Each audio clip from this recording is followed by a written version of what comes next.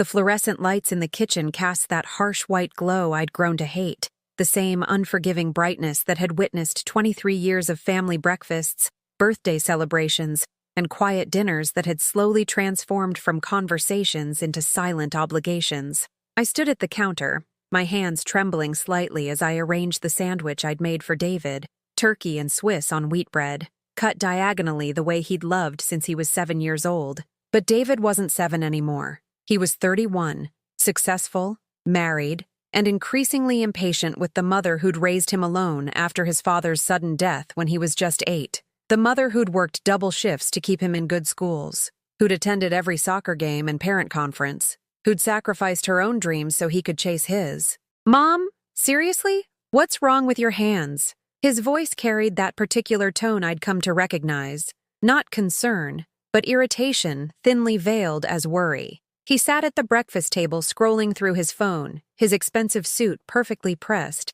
his attention everywhere except on the woman who'd been awake since 5 preparing his favorite meal. I looked down at my fingers, watching the slight tremor that had been growing more noticeable over the past few months. The doctor had called it essential tremor, a condition that came with age and stress, nothing dangerous but certainly visible to anyone who cared to look closely. David had been looking, but not with the eyes of a son concerned for his mother's well-being. "It's nothing serious," I said, my voice steadier than my hands. "Dr. Patterson says it's embarrassing, Mom." He didn't look up from his phone as he delivered this verdict on my failing body, as if my trembling was a personal inconvenience he shouldn't have to endure. "Sarah's parents are coming for dinner next week, and I need you to, I don't know, figure something out." Sarah, his wife of 3 years, a perfectly polished woman who'd made it clear from their first meeting that she found me quaint at best, burdensome at worst. She spoke to me with the practiced politeness reserved for hired help, never quite rude enough to be called cruel, but never warm enough to be called family. I set the sandwich in front of him, watching as he took a bite without acknowledgement, without the simple "thank you" I'd stopped expecting months ago. The silence stretched between us, filled only by the sound of his chewing and the relentless hum of the refrigerator that had been threatening to break down for the past year. "I was thinking," I began carefully, the words I'd been rehearsing for days finally finding their courage, "maybe I could help with dinner next week. I could make that pot roast you used to love, or—" No. The word came out sharp and final, cutting through my offer like a blade. "Sarah's handling everything. She's more comfortable with that kind of thing. More comfortable." As if 23 years of hosting family gatherings, organizing birthday parties, and creating traditions that had held our small family together meant nothing compared to Sarah's culinary school training and her preference for presentations that looked like magazine photographs. I wrapped my trembling fingers around my coffee mug, feeling the warmth seep through the ceramic into my palms. The mug was old, a Mother's Day gift from David when he was 12, hand-painted at some children's pottery studio with uneven letters that spelled "World's Best Mom" in cheerful blue paint that had faded but never completely disappeared. "Of course," I said, "because that's what mothers do. We agree, we accommodate. We step aside when our presence becomes inconvenient, when our love becomes too visible, too needy, too reminiscent of sacrifices that apparently no longer matter." He finished his sandwich and stood, checking his watch with the mechanical precision of someone whose time was valuable, whose schedule was full of important meetings and pressing obligations that didn't include lingering conversations with the woman who'd raised him. "I'll see you later," he said, already moving toward the door, already mentally somewhere else. "And, Mom, maybe see if Dr. Patterson has something for those hands. It's noticeable." The front door closed with a soft click that somehow sounded louder than any slam. I sat alone in my kitchen, staring at the crumbs he'd left on his plate, the coffee ring on the table he hadn't bothered to wipe up, the absence that felt more substantial than his presence had. If you like emotional stories like this one, please subscribe. We're trying to reach 1,000 friends here who understand what it means to love quietly and completely. And tell me, from which city are you watching? I'd love to know who's listening to this story with me. My trembling hands reached for the plate, clearing away the evidence of another morning routine that had once felt like love, but now felt like obligation. Outside the kitchen window, I could see the garden I'd tended for over 2 decades, the roses I'd planted the year after his father died, hoping beauty might somehow fill the emptiness that had settled over our home like dust. 23 years of motherhood had taught me that love doesn't always look the way you expect it to. Sometimes it's invisible, taken for granted, dismissed as easily as crumbs swept into a trash can. But love persists anyway, even when it's no longer wanted, even when it trembles and embarrasses and becomes inconvenient. I didn't know then that everything was about to change, that a letter hidden for over 20 years was about to surface, bringing with it truths that would shatter David's understanding of our family and force him to see me, really see me, for the first time in years. But that morning, all I knew was the weight of being invisible in my own home, the particular ache of loving someone who'd grown too busy, too important, too comfortable to love you back. The weeks that followed blurred together like watercolors in the rain. Each day brought small reminders that I was becoming a stranger in the life I'd spent decades building. David's visits became shorter, more perfunctory, filled with the kind of polite distance you'd maintain with a neighbor you barely knew. "I can't stay long today, Mom," became his standard greeting, spoken before he'd even fully entered the house, as if my very presence was a timer counting down to his escape. He'd stand near the doorway during our conversations, car keys already in hand, body language screaming his eagerness to return to the important life that waited elsewhere. Sarah had begun accompanying him occasionally, bringing an energy that somehow made the house feel smaller and shabbier by comparison. She'd compliment things with the particular enthusiasm reserved for items that weren't quite good enough. "Oh, what an interesting choice for curtains," or "This coffee table has such character," leaving me to decipher whether she was being kind or condescending. During one of these visits, I'd suggested showing her the photo albums from David's childhood. I thought she might enjoy seeing the little boy who'd become her husband, the gap-toothed grins and soccer trophies and birthday parties that had filled our home with laughter during those early years after his father died. "That's sweet of you to offer," Sarah said, her smile perfectly calibrated. "But we're actually trying to focus on making new memories rather than dwelling in the past." Dwelling in the past. As if 23 years of raising her husband was nostalgia to be politely discarded rather than history that had shaped the man she claimed to love. David said nothing during this exchange, didn't defend the memories we'd created together, didn't suggest that understanding his childhood might help his wife understand him better.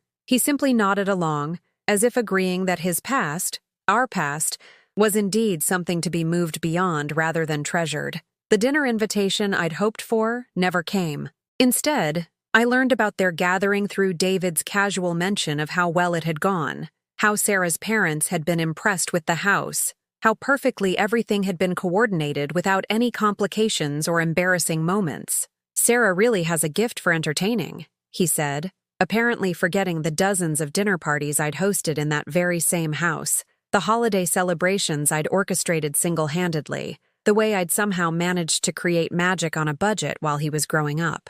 Her parents said it was restaurant quality. I smiled and nodded, swallowing the words that wanted to escape.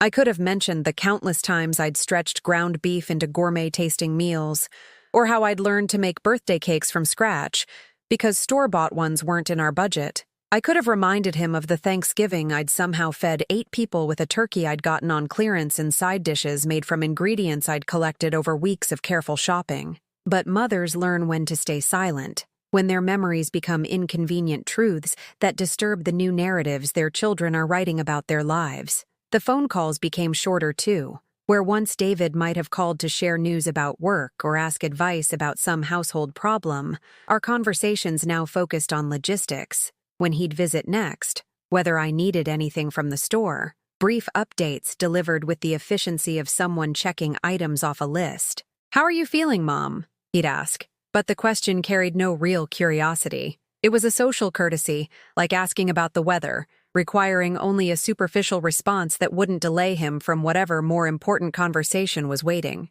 "I'm fine, sweetheart," I'd say, because that's what he wanted to hear. Not that my trembling had gotten worse, making simple tasks like buttoning clothes or opening jars increasingly difficult. Not that I'd started avoiding the grocery store during busy hours, because the tremor made counting change embarrassing. Not that I'd begun eating most of my meals standing at the kitchen counter, because sitting alone at the dining table felt too much like a memorial to better times. My neighbor, Mrs. Chen, had started bringing me vegetables from her garden, claiming she'd grown too much for her own household. But I recognized the kindness for what it was. She'd noticed I was spending more time alone, that fewer cars were parking in my driveway, that the woman who'd once been surrounded by family and activity had become quietly isolated. "That boy of yours is doing well for himself," she said one afternoon, handing me a bag of tomatoes that smelled like summer and soil. "I see him sometimes when he visits, always dressed so nicely, driving that fancy car." She didn't mention what I knew she'd also observed,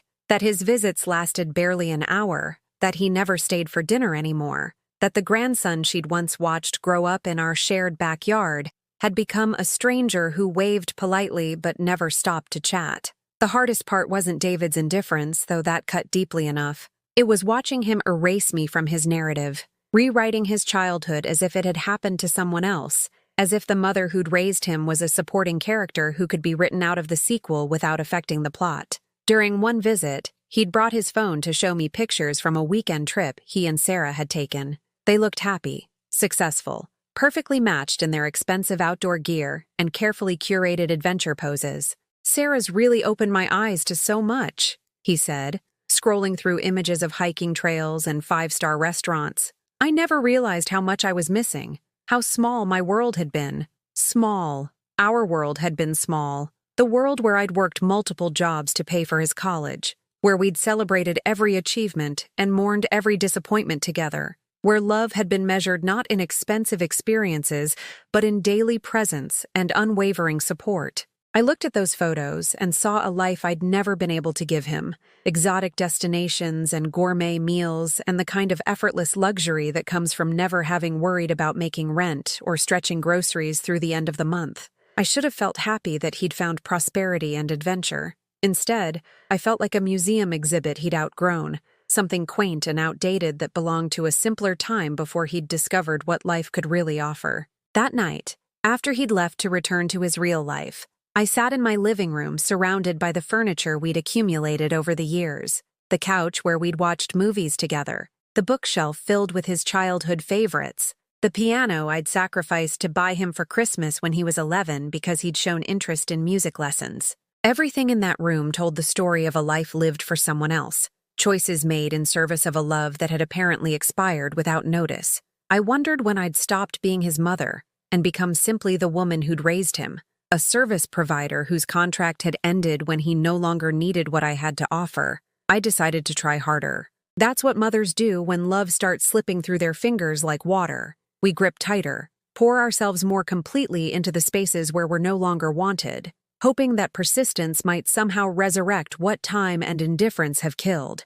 The opportunity came when David mentioned, almost as an afterthought, that Sarah had been feeling overwhelmed with work. She was launching some new marketing campaign, pulling long hours, stressed about deadlines that apparently mattered more than anything happening in the rest of the world. "Maybe I could help," I offered, my voice carrying the hopeful eagerness I couldn't quite suppress. "I could bring dinner over, or watch the house while she travels, or—" "That's really not necessary, Mom," David interrupted, but something in his tone suggested he was considering it despite himself. "Sarah's pretty particular about how things are done." Particular, another word that had become code for my inadequacy, my failure to meet standards I'd never been allowed to understand. But I pressed on anyway, driven by the stubborn love that refuses to acknowledge when it's no longer welcome. "I could just drop off a casserole," I said. "Something simple. You know how much you used to love my chicken and rice bake." He was quiet for a moment, and I could almost hear the internal debate,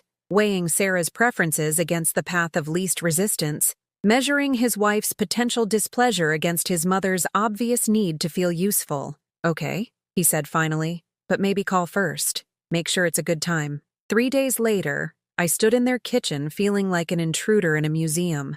Everything was white and gleaming, surfaces so spotless they reflected the recessed lighting like mirrors. The appliances looked untouched by actual cooking, their stainless steel facades bearing no fingerprints or food stains, or any evidence of the messy process of creating meals for people you love. Sarah emerged from her home office wearing athleisure clothing that probably cost more than my monthly grocery budget. Her hair pulled back in the kind of effortlessly elegant style that required considerable effort to achieve. She accepted my casserole dish with a smile that looked genuinely grateful, and for a moment, I allowed myself to hope. "This is so thoughtful," she said, lifting the aluminum foil to peer at the contents. "David mentioned you used to cook for him a lot when he was younger." Used to. Past tense. As if feeding my child had been a hobby I'd outgrown rather than an expression of love that had shaped every grocery shopping trip and meal plan for 2 decades. "I hope you like it," I said.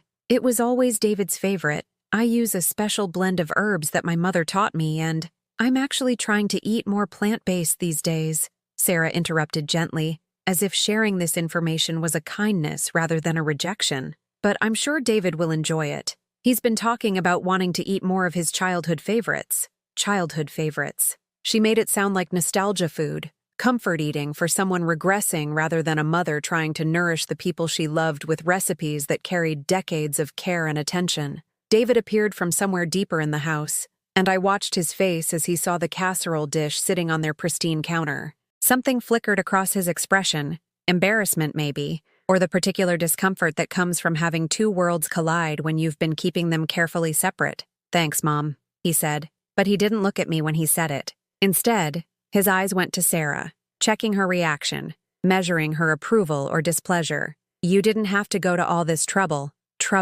As if the hours I'd spent shopping for ingredients, preparing the dish with trembling hands that made chopping vegetables a slow and careful process, driving across town to deliver it personally, as if all of that was burden rather than love made visible. We stood in their kitchen making small talk about the weather and Sarah's work deadlines, conversation that felt stilted and artificial, like actors who'd forgotten their lines. I admired their renovations, complimented Sarah's taste in decor, asked appropriate questions about David's latest promotion.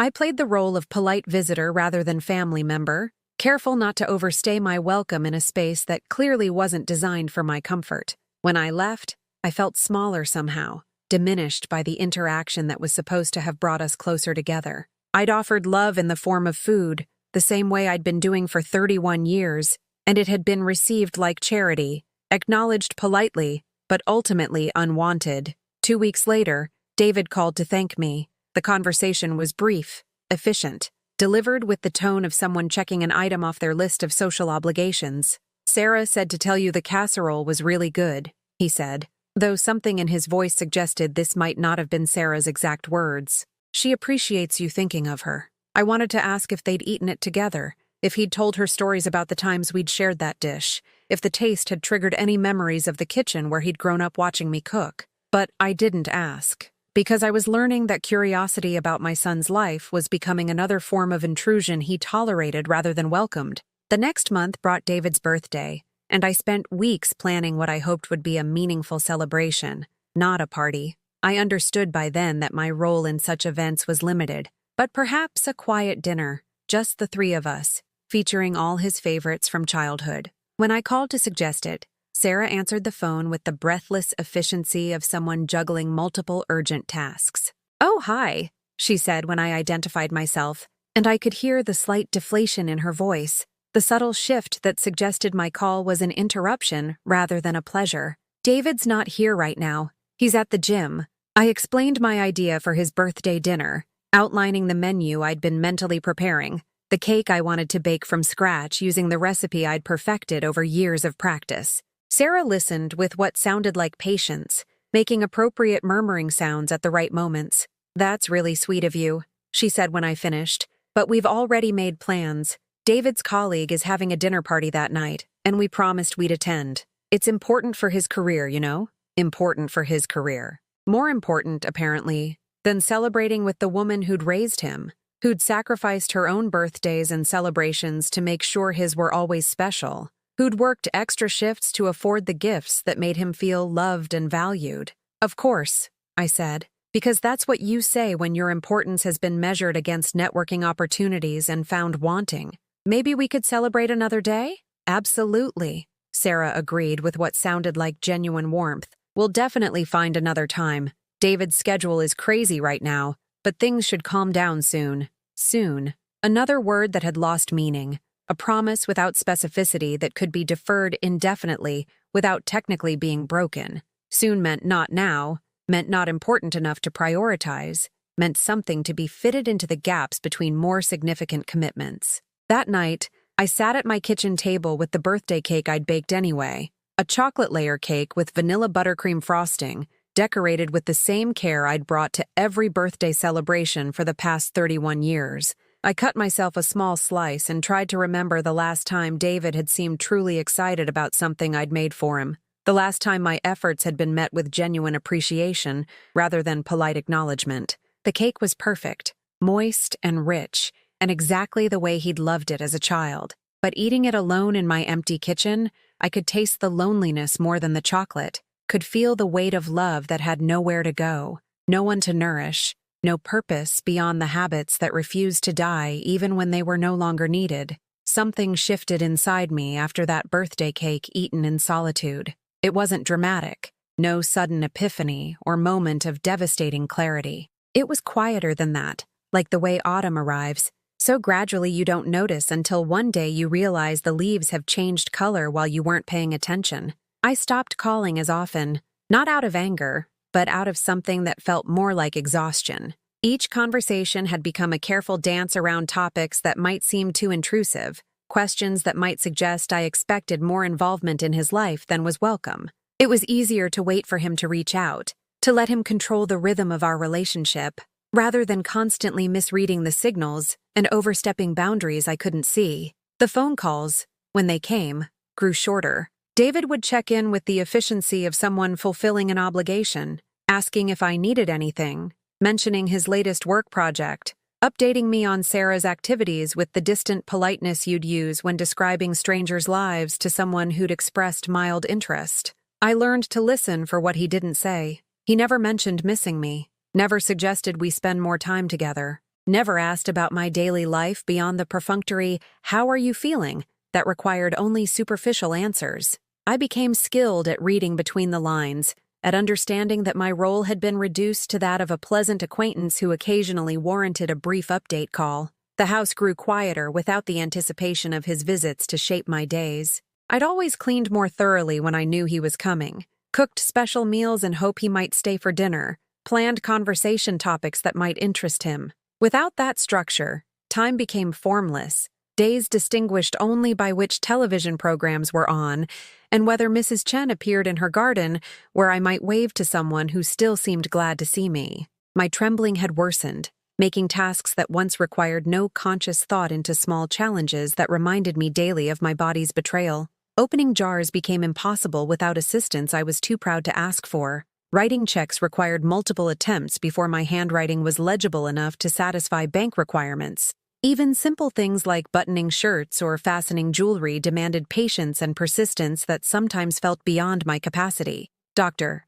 Patterson had prescribed medication that helped marginally, but couldn't address the underlying reality that I was becoming less capable at precisely the time when my support system was dissolving. The irony wasn't lost on me. The child I'd cared for through every illness and injury now lived too busy a life to notice that I might need similar attention. I began eating dinner standing at the kitchen counter, holding my plate in hands that shook just enough to make sitting at the table feel like performing disability for an audience of memories. The dining room, where we'd shared thousands of meals, became a space I avoided. The table seemed too large for one person, too obviously designed for family gatherings that no longer happened. Sometimes I'd set out 2 place settings out of habit, then remember halfway through cooking that I'd be eating alone.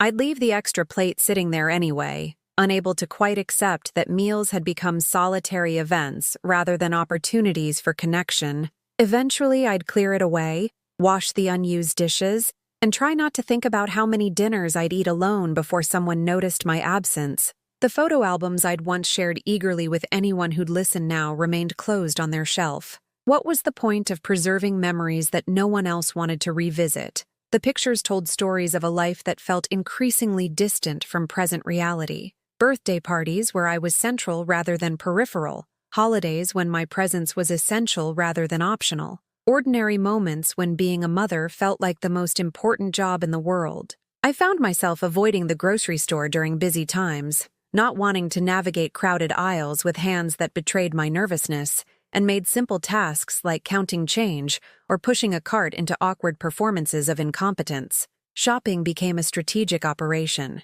Early morning trips when the store was empty, lists written in larger handwriting that my trembling fingers could manage, meals planned around ingredients that wouldn't require extensive preparation. Mrs. Chen continued bringing vegetables from her garden, but our conversations became shorter, more careful. I sensed she wanted to ask about David, about why his visits had become so infrequent, but politeness prevented such direct inquiries. Instead, she'd mention seeing him occasionally, note how successful he looked, and change the subject when my responses became too brief or strained. The garden I'd tended for 20 years began showing signs of neglect, not dramatic deterioration, but subtle changes that spoke to reduced energy and attention. Weeds I would have pulled immediately remained until they established themselves among the flowers. The roses needed pruning I kept postponing, their growth becoming wild and undisciplined without the regular care they'd once received. I told myself it was the trembling that made gardening difficult, and that was partly true. But mostly it was the recognition that no one noticed anymore whether my flowers bloomed beautifully or whether my yard maintained the standards I'd once taken pride in achieving. When your efforts become invisible, maintaining them requires reserves of self-motivation that grief and disappointment slowly depleted. Sleep became elusive, not because of physical discomfort, but because nighttime brought the kind of silence that amplified loneliness. I'd lie awake remembering when David was small, when he'd call for me from his bedroom after bad dreams or stomach aches, when being needed felt like the most natural thing in the world. Those memories, once treasures I'd revisited with joy, now carried the weight of loss, reminders of a version of myself that no longer had purpose or relevance. I began going to bed earlier, not from tiredness, but from the desire to make days shorter, to reduce the number of hours I needed to fill with activities that felt meaningful. Reading became difficult with hands that shook, but I persisted with books that required no concentration, romance novels and mysteries that provided escape without demanding emotional investment. The mail brought fewer personal letters and more medical appointments, insurance notifications, reminders that my world was narrowing to the basic requirements of maintaining existence rather than building relationship. Bills arrived with regularity that made them feel like the most reliable communication I received, predictable monthly contact that required response but offered no warmth. On particularly difficult days, I'd find myself standing in David's old bedroom, now converted to a generic guest room, but still containing traces of the boy who'd once filled it with dreams and laughter and the comfortable chaos of childhood. I'd touch the dresser where his soccer trophies had once sat, run my fingers along the windowsill where he'd kept his rock collection, try to remember when this space had been full of life, instead of mere potential for visitors who never came. The hardest part wasn't the loneliness itself, but the gradual recognition that this was likely permanent rather than temporary, that the distance between us would probably continue growing, that my importance in his life would continue diminishing until I became someone he called dutifully on holidays and visited occasionally out of obligation rather than affection, but they didn't know what I had kept all along. Hidden in the back of my bedroom closet, behind boxes of winter clothes and forgotten Christmas decorations, was a letter that would change everything. A letter I'd protected for 22 years, waiting for the right moment to share its contents. A letter that held truths about David's father that would rewrite everything my son thought he knew about our family's history. I hadn't intended to keep it secret for so long, but grief and single motherhood had made me protective of information that seemed too powerful for a child to carry. And as the years passed, finding the right moment became increasingly difficult, until the letter became a burden I carried alone, a truth that grew heavier with each year of silence. Soon, I was beginning to realize that secret might be the only way to bridge the distance that had grown between us. The morning I decided to retrieve the letter from its hiding place, something had changed in the quality of light streaming through my bedroom windows. Maybe it was the season shifting, or maybe it was something deeper. A recognition that carrying secrets for 22 years had become heavier than whatever consequences sharing them might bring. I moved the boxes of winter clothes carefully, my trembling hands making the task slower than it once would have been, but also more deliberate. Each item I displaced had its own history. The blue wool coat I'd worn to David's high school graduation, the Christmas sweaters that had seen too many lonely holidays, the boots I'd bought for walks with him that had stopped happening years ago. The letter was exactly where I'd left it, sealed in a plastic bag to protect it from moisture and time. tucked inside a manila envelope that bore my name in my late husband's handwriting. Michael had been gone for 23 years, but seeing his careful script still caused a flutter of recognition in my chest, a muscle memory of love that death hadn't quite erased. I sat on the edge of my bed, the envelope in my lap, remembering the night he'd given it to me. David had been asleep in his room, 8 years old and blissfully unaware that his father was dying, that the cancer they'd been fighting so hard had finally won. Michael had insisted on staying home rather than spending his last days in a hospital, wanting to die surrounded by the life we'd built together, rather than sterile efficiency of medical equipment. "Don't open this until he's grown," Michael had whispered, his voice already weak from the medications that barely controlled his pain. "Until you think he's ready to understand what kind of man his father really was. Until he needs to know. Until he needs to know." Those words had echoed through 2 decades of motherhood, through every moment when David had struggled with identity or purpose, through every time he'd asked about his father and received carefully edited stories that emphasized the good while omitting the complicated truths that make people human. I'd told David that his father had been a good man who loved him deeply, which was true. I'd shared stories about Michael's sense of humor, his dedication to family, his pride in his son's accomplishments, which were also true. But I'd never told him about the letter, about the confession and the request it contained, about the burden of knowledge his father had entrusted to me alone. For years, that omission had felt like protection. David had been a child, then a teenager, then a young man building his own life and identity. When was the right time to complicate his understanding of his father? When was he mature enough to handle information that might change everything he'd believed about our family's history? But sitting there with the envelope in my hands, I began to understand that the question wasn't whether David was ready to know. It was whether I was ready to stop being the keeper of secrets that weren't mine to keep forever. I thought about the woman I'd been before grief and single motherhood had taught me to make myself smaller, to anticipate other people's needs before acknowledging my own. Before David's indifference had convinced me that my value lay only in what I could provide rather than who I was as a person worthy of love and respect. There had been a time when I'd been confident, when my opinions mattered to the people around me, when I'd been consulted rather than tolerated. Michael had valued my intelligence, had asked for my thoughts on decisions both large and small. He'd treated me as an equal partner in building our family, rather than a service provider whose contributions could be taken for granted or dismissed when they became inconvenient. That woman, the one who'd been loved completely and had loved completely in return, was still inside me somewhere beneath the layers of accommodation and self-doubt that accumulated like sediment over years of being peripheral in my own son's life. She was the one who deserved to have her story told truthfully, who deserved to stop protecting people from truths they might find uncomfortable. It wasn't pain anymore, it was clarity. The realization came not with drama, but with the quiet certainty that sometimes settles over difficult decisions once you stop fighting them. I was tired of being invisible in my own life, tired of measuring my worth by other people's comfort levels, tired of carrying burdens that belonged to multiple generations rather than just to me. I looked around my bedroom, seeing it clearly for perhaps the first time in years. The furniture was good quality, pieces Michael and I had chosen together when we'd believed in a future that would give us decades to enjoy them. The walls held photographs that told the story of a life fully lived.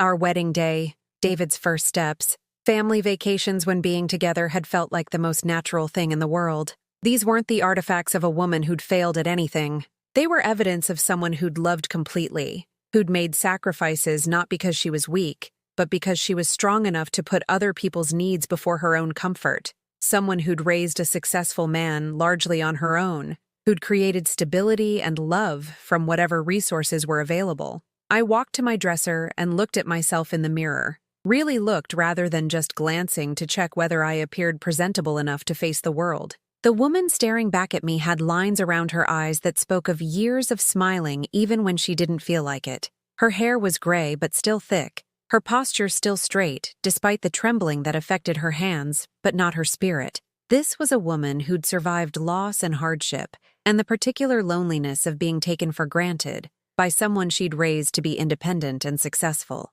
Someone who'd kept secrets not from cowardice, but from love, who'd protected her child from complicated truths until she'd almost forgotten that protection can become imprisonment when it goes on too long. The letter contained more than just words from Michael. It held the key to understanding why David had inherited his father's ambition but seemed to lack his capacity for gratitude and loyalty.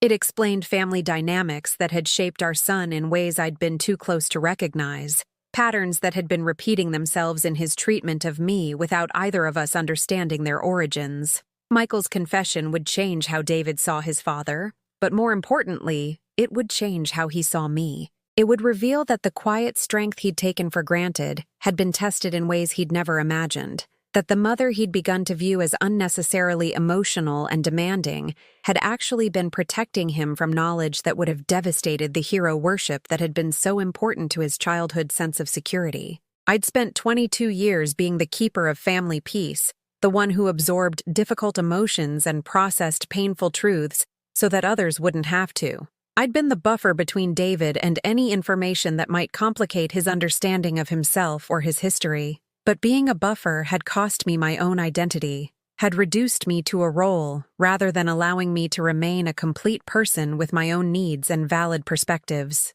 The time had come to stop being everyone's emotional caretaker and remember how to be myself again. Not the bitter, angry version of myself that would have been understandable given the circumstances, but the authentic version who'd been buried under years of accommodating other people's comfort at the expense of her own truth. I placed the letter on my nightstand, within easy reach but still unopened. Soon, I would share its contents with David. Soon, he would understand that the mother he'd been dismissing as overly sentimental and inconvenient had actually been carrying the weight of family secrets that had shaped his entire life without his knowledge. Soon, everything would change. But first, I needed to prepare myself for the conversation that would redefine our relationship, that would force him to see me as a complete person, rather than just the woman who'd raised him and was now becoming an embarrassment he tolerated out of obligation.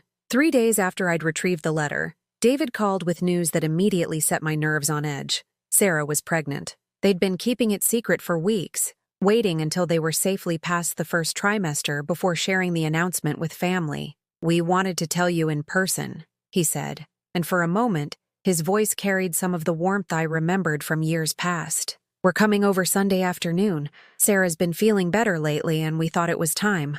A grandchild." The news should have filled me with unqualified joy, the promise of new life and renewed purpose, another chance to love completely and be loved in return. Instead, I felt a complex mixture of emotions I couldn't quite untangle, happiness shadowed by apprehension, hope tempered by the knowledge that this child would be raised according to Sarah's preferences and standards, with my involvement limited to whatever role they deemed appropriate. But there was something else, something that felt almost like destiny in the timing. Here was David, preparing to become a father himself, about to discover the weight of responsibility and love that comes with creating another human being who would depend on you for everything. Perhaps now he was ready to understand his own father's story, ready to appreciate the burdens and secrets that parents sometimes carry to protect their children. The letter had been sitting on my nightstand for 3 days, its presence both comforting and unsettling. I'd read it twice since retrieving it from its hiding place,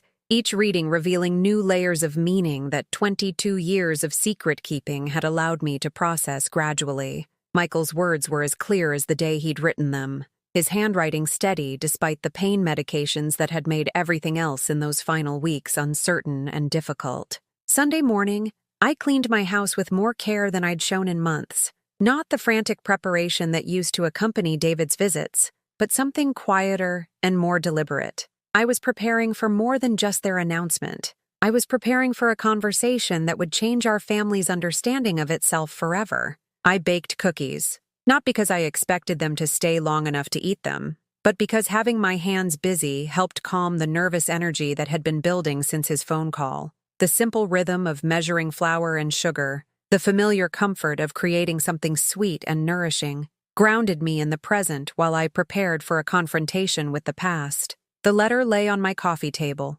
still sealed in its envelope, waiting. I'd decided to let their visit unfold naturally first, to allow them to share their joy without immediately complicating it with revelations that would require emotional energy they might not have available. There would be a moment when the timing felt right, when the conversation would naturally turn to family and legacy, and the kind of profound questions that expecting parents begin to ask about the world they're bringing their child into. Mrs. Chen appeared in her garden as I was setting out coffee cups, and when she waved, I found myself walking outside to share the news with someone who would receive it with uncomplicated happiness. "A grandchild," she said, her face lighting up with the particular joy that grandmothers understand instinctively. "How wonderful! You must be so excited." I was excited, despite my complicated feelings about David and Sarah. The prospect of holding a baby again, of having someone small enough to delight in simple pleasures like picture books and playground visits, filled me with anticipation I hadn't felt in years. This child would give me a new role, a fresh chance to be useful and loved and essential to someone's happiness.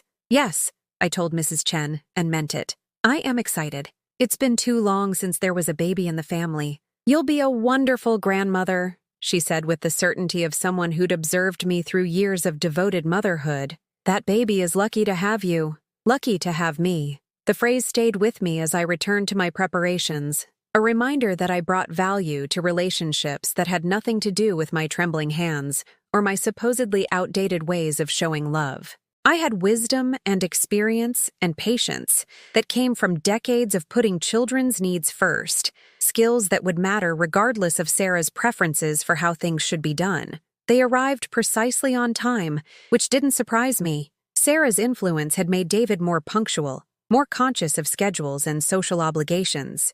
They looked polished and successful, the kind of couple you'd see in magazine advertisements for luxury cars or vacation destinations, attractive, prosperous, perfectly coordinated in their casual but expensive clothing. Sarah's pregnancy wasn't obvious yet, but I could see the subtle changes that came with early motherhood, a new softness in her face, a protective way of holding herself, the particular glow that people always mentioned but rarely adequately described. She looked beautiful and slightly fragile, and I felt a maternal surge of protectiveness that surprised me with its intensity. "Congratulations," I said, meaning it completely. "This is wonderful news." David's smile was genuine in a way I hadn't seen in months, and for a moment, he looked like the boy who used to run into my arms after school, eager to share every detail of his day. "We're really excited," he said. "It's still hard to believe it's real." We sat in my living room, drinking coffee and eating the cookies I'd made, talking about due dates and doctor appointments and all the practical considerations that come with preparing for a first child. Sarah seemed more relaxed than usual, perhaps because pregnancy had given her a new focus that made my presence less of a potential source of criticism or judgment. "We've been talking about what kind of parents we want to be," Sarah said, unconsciously placing her hand over her still flat stomach. "What values we want to pass down, what kind of childhood we want to create." The conversation was flowing naturally toward exactly the territory I'd been hoping to reach. Here they were, contemplating parenthood and legacy, thinking about the weight of responsibility that comes with shaping another person's understanding of the world. The letter seemed to pulse on the coffee table between us, waiting for its moment. "It's one of the biggest responsibilities there is," I said carefully. "Children absorb everything, even things you don't realize you're teaching them. They watch how you treat the people you love, how you handle difficult situations, how honest you are about the complicated parts of life." David nodded, but I could see he was only half listening, his attention caught between present conversation and future planning. Sarah, however, was watching me with more attention than she usually paid to my words, perhaps beginning to understand that my experience as a mother might actually have value for her own upcoming journey. "Did you ever worry about making mistakes?" Sarah asked, and the question carried genuine curiosity rather than the polite interest that usually characterized her interactions with me. "About whether you were doing the right things?" I looked at my son, remembering the thousands of decisions I'd made on his behalf, the times I'd chosen protection over complete honesty, the secrets I'd kept because I'd believed love sometimes required shielding people from truths they weren't ready to handle. "Every day," I said. "Every parent worries about whether they're doing enough, whether they're preparing their child for the real world while still preserving their innocence, whether keeping certain information private is protection or dishonesty." The weight of those words settled over our conversation, changing its tone in ways I don't think any of us fully recognized yet. David shifted slightly in his seat, some unconscious recognition that we were approaching territory that might require more emotional energy than he'd expected to invest in this visit. But Sarah leaned forward, her interest clearly engaged. "How do you decide when to tell difficult truths? When protection becomes—" She paused, searching for the right word.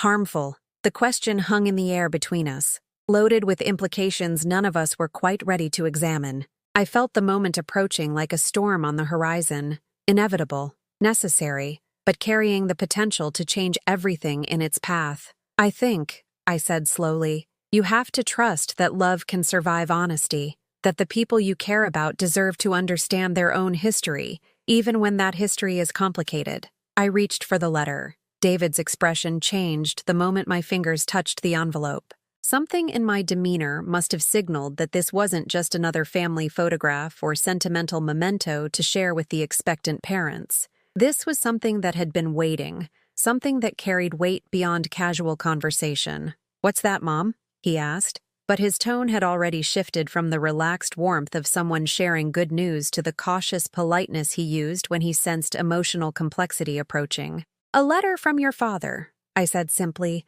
holding the envelope in hands that barely trembled now. The moment I'd been dreading and anticipating for 22 years had finally arrived, and strangely, I felt calmer than I had in months. "He wrote it just before he died. He asked me to give it to you when I thought you were ready to understand." Sarah leaned forward, her journalistic instincts apparently recognizing a significant moment when she encountered one. David remained very still, his eyes fixed on the envelope as if it might disappear if he looked away. "Why now?" he asked, and I heard something in his voice that reminded me of the 8-year-old who'd asked why his daddy had to die, why their family couldn't stay whole and happy forever. "Because you're about to become a father yourself," I said. "Because you're going to understand soon what it means to love someone so completely that you'd do anything to protect them.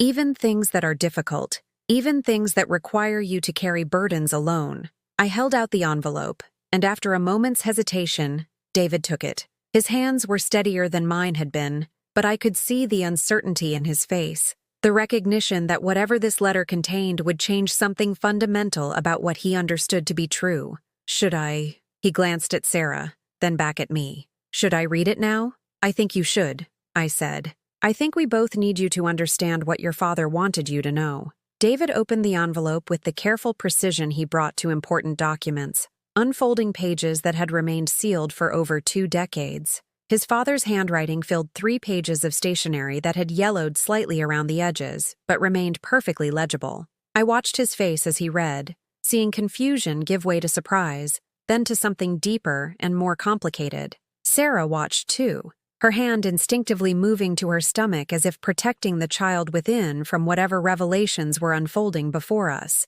The letter began with love, Michael's expression of pride in his son, his regret at leaving so early, his hopes for David's future. But then it moved into territory that I'd kept carefully hidden for 22 years. Truths about Michael's own father that explained patterns of behavior that had shaped our family without any of us fully understanding their origins. Michael's father had been cruel, not physically abusive in ways that left visible marks, but emotionally distant and critical in ways that had wounded Michael's capacity for expressing affection or acknowledging the contributions of the people who loved him. He'd withheld approval, dismissed achievements, treated Michael's mother with casual indifference that had modeled a kind of marriage where women existed to serve while men pursued more important objectives.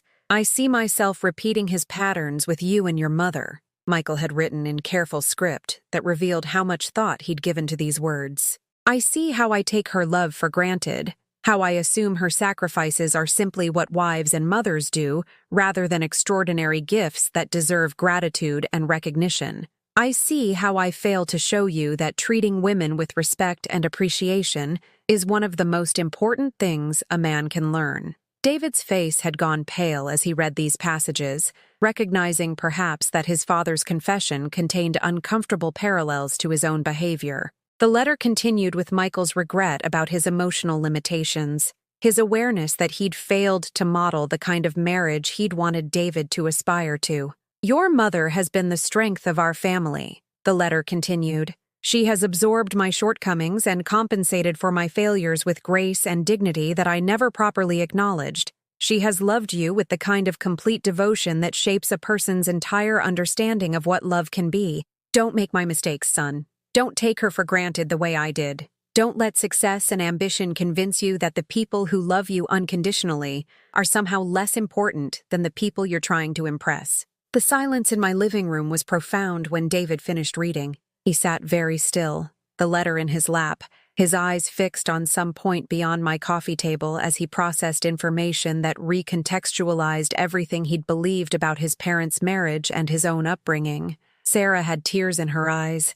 Whether from pregnancy hormones or genuine emotion, I couldn't tell. But she was looking at me with an expression I'd never seen before, not the polite tolerance that had characterized our relationship, but something closer to recognition, even respect. "Mom," David said finally, his voice barely above a whisper, "I didn't know. About Grandpa, about Dad's struggles, about any of it. You were 8 when he died," I said gently. "You needed to remember him as a hero, not as a complicated man who was trying to overcome his own father's failures. You needed that stability, that sense that at least one parent had been perfect." He looked up at me then, really looked at me for the first time in months, and I could see him processing not just his father's words but their implications for how he'd been treating me.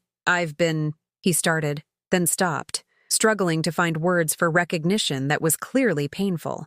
"I've been doing the same things, haven't I? Taking you for granted, dismissing your contributions, treating you like you're somehow less important than other things in my life." The admission hung between us, honest and devastating and necessary. I wanted to rush to reassure him, to minimize his guilt and make this revelation easier for him to bear. But something in Michael's letter had given me permission to be truthful rather than protective, to let my son experience the full weight of understanding rather than cushioning him from consequences he needed to feel. "Yes," I said simply. "You have." Sarah reached over and took David's hand, her touch gentle but firm. "We both have," she said quietly. "We've been so focused on building our own life that we forgot you already had a life that included us. We forgot that love isn't just something you receive, it's something you actively choose to give." David's eyes were bright with tears he was trying not to shed. "The trembling," he said. "Your hands. I made you feel ashamed of that." "You made me feel invisible," I corrected, not harshly but with the honesty that this moment seemed to require. "You made me feel like my age and limitations were embarrassments you had to manage rather than changes that happen to everyone who's lucky enough to live long enough to experience them." He nodded, accepting this truth without trying to defend or explain his behavior. For the first time in years, he was truly listening, rather than waiting for his turn to speak or mentally composing his response while I talked. "What can I do?" he asked. How do we fix this?" The question was simple but profound, acknowledging both his responsibility for our damaged relationship and his genuine desire to repair it. This was the son I remembered, the one who'd been capable of genuine remorse and authentic change, before success and marriage had convinced him that his importance exceeded everyone else's. "You start by seeing me," I said, "not as someone who raised you and is now becoming inconvenient, but as a complete person who has value beyond what I can provide for you. You remember that I'm still your mother, not just someone who used to be your mother." Sarah was crying openly now, her hand still holding David's but her eyes fixed on me. "We want to do better," she said, "especially now, with the baby coming. I want our child to see how to love and respect family, how to honor the people who shaped us." I looked at these two people who'd been strangers to me for so long, seeing them clearly for perhaps the first time since they'd become a couple. They were young and ambitious, and had made mistakes born of inexperience rather than malice. They'd prioritized building their future over maintaining their past, but that wasn't unforgivable if they were willing to learn from the recognition. "Then you start now," I said. "You start by understanding that family isn't just about DNA. It's about choosing each day to stay connected, to remain curious about each other's lives, to offer support without being asked and accept love without keeping score." David carefully refolded his father's letter, his movements reverent and deliberate. "Will you help us?" he asked. "Will you help us be better parents than we've been children?" The question broke something open in my chest that had been closed for months. Not my heart, that had never stopped loving him, but my hope that our relationship could be repaired rather than simply endured. 6 months later, I stood in the hospital corridor, holding my granddaughter for the first time, marveling at the weight of new life in my arms. Emma Rose, named for both of her grandmothers, a gesture that had surprised me with its thoughtfulness when David called to share their decision. The past half year had been a slow reconstruction of relationship, built not on grand gestures but on small, consistent choices. David had started calling twice a week, real conversations that lasted longer than the perfunctory check-ins of before. He asked about my garden, my health, my thoughts on books I was reading, and memories of his childhood that he'd suddenly become curious about again. Sarah had surprised me most of all. She'd begun stopping by alone sometimes, bringing coffee and questions about motherhood that revealed her vulnerability beneath the polished confidence I'd mistaken for coldness. She wanted to know about David's infancy, about how I'd managed single parenthood, about the kind of family traditions she hoped to establish for their own child. "I never had this," she'd admitted during one of these visits, gesturing around my kitchen where we'd been looking through photo albums. "My parents divorced when I was young. My mother was distant. I don't really know how to do the grandmother thing, how to build the kind of relationships that last." I'd understood then that her previous behavior hadn't been rejection of me personally, but protection against the kind of disappointment that comes from hoping for maternal warmth and receiving judgment instead.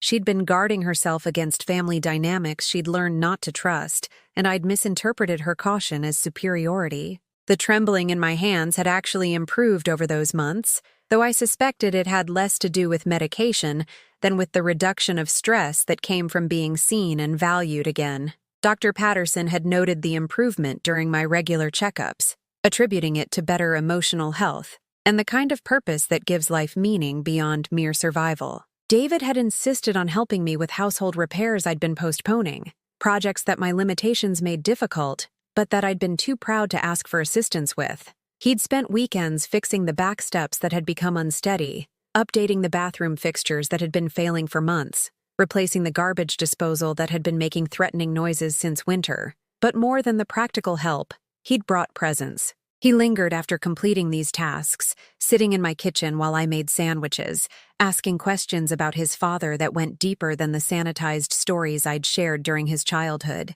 He wanted to understand Michael as a complete person, rather than just as the idealized father figure grief had created. Was he really trying to change? David asked during one of these conversations. In those last months, was he actually working on being better? "He was," I said, remembering the man who'd grown more attentive and affectionate as his illness progressed, as if facing death had clarified what truly mattered. He was trying to break patterns that had been passed down through generations. He didn't have much time to practice, but the intention was genuine. Those conversations had healed something in both of us, his need to understand his inheritance, both the gifts and the burdens, and my need to finally share the weight of memories I'd carried alone for too long. Now, holding Emma, I felt the completion of something that had begun with Michael's letter but extended far beyond his words. This child would grow up knowing she was treasured not just by her parents, but by extended family who'd learned how to love actively rather than passively,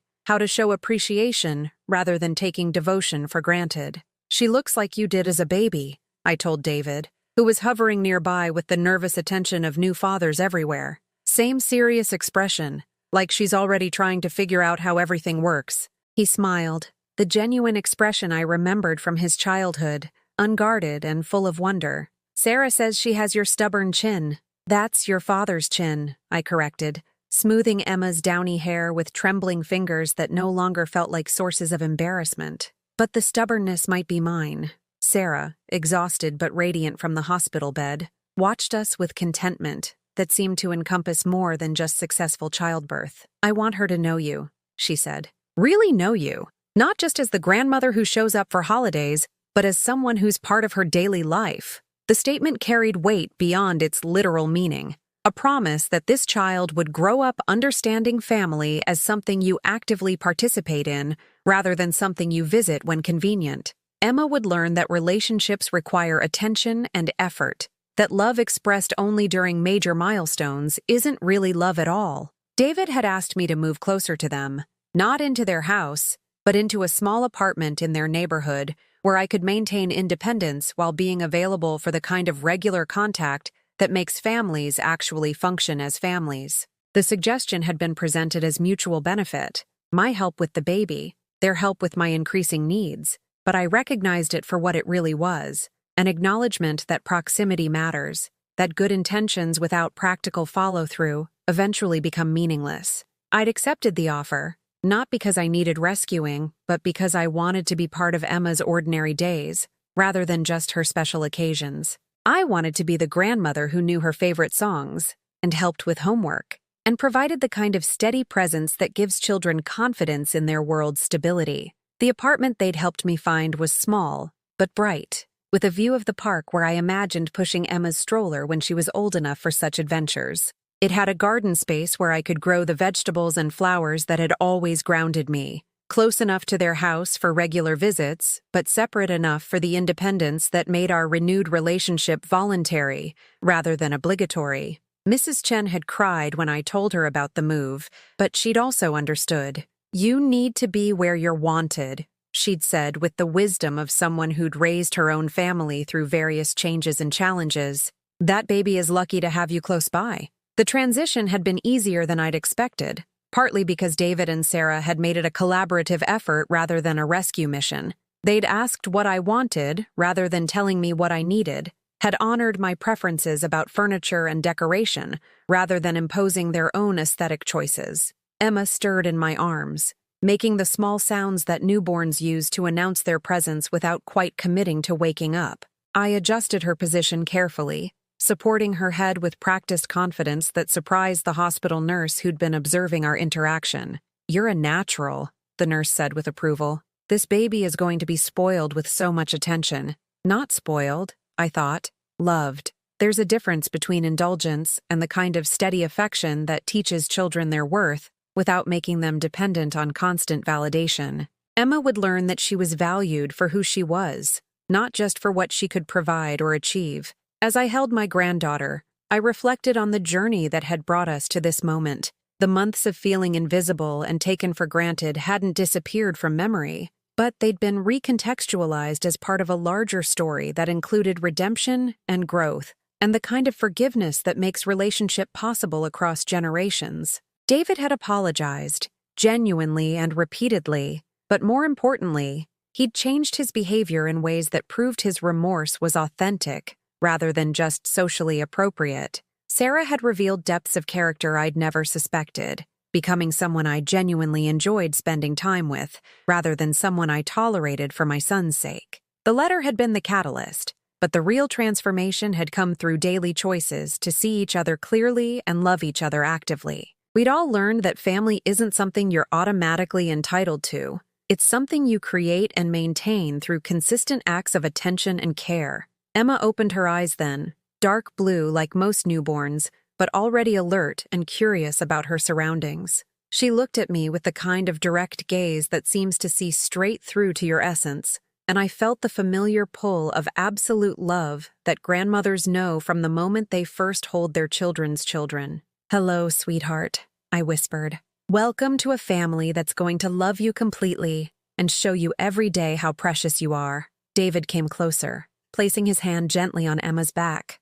"Thank you, Mom," he said quietly, "for keeping Dad's letter safe until I was ready to hear it, for not giving up on us when we didn't deserve your patience, for showing us how to do this better." I looked at my son, seeing in his face the father he was becoming and the man he'd grown into, imperfect but willing to learn, capable of change when change was necessary. "Sometimes silence is the loudest truth," I said, remembering the years I'd spent protecting him from complicated realities, the months I'd endured feeling invisible rather than demanding the respect I deserved. But there comes a time when speaking up is the most loving thing you can do, even when it's difficult. Emma made another small sound, drawing our attention back to the present moment, to the beginning of her story and the continuation of ours. In her tiny face, I could see the future taking shape. Family dinners where multiple generations gathered around tables, holidays marked by presence rather than obligation,